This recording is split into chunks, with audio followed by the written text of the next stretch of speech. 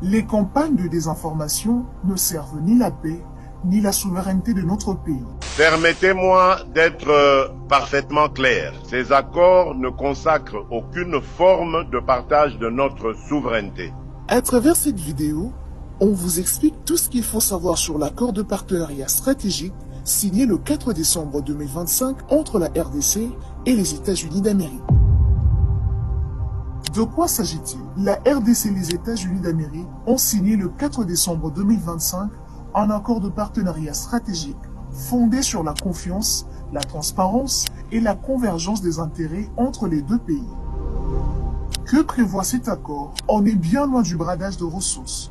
Cet accord prévoit notamment un appui à la modernisation du corridor Sakania-Lobito et au développement du Grand Inga, ainsi que la mise en place de mécanismes favorisant un environnement d'investissement plus sûr et plus compétitif en RDC. L'accord insiste aussi sur les corridors de Lobito. L'accord prévoit également que la RDC dise clairement quels sont les projets de développement considérés par la RDC comme étant des projets stratégiques. Et maintenant, la question qui se pose et le défi qui se pose pour la République démocratique du Congo, c'est de définir nos intérêts dans ce projet spécifique du corridor de Lobito, parce que nous en parlons, et de voir comment nous allons les défendre. Pourquoi ce partenariat entre la RDC et les États-Unis d'Amérique est-il qualifié de stratégique?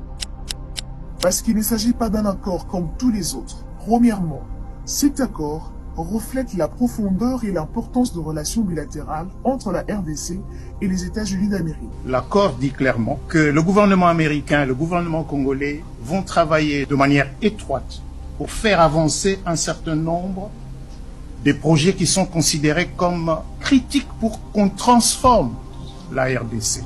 Deuxièmement, cet accord inscrit la coopération entre la RDC et les États-Unis d'Amérique dans un objectif précis: favoriser la paix, la stabilité et le développement économique de la RDC en sauvegardant son intégrité territoriale.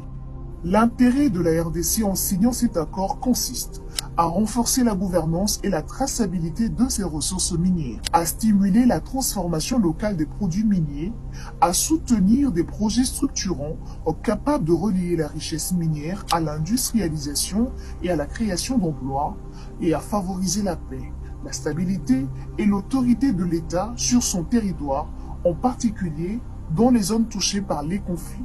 En un mot, la RDC veut convertir ses ressources stratégiques en puissance de développement et faire de ce partenariat un accélérateur pour protéger sa souveraineté et sa stabilité.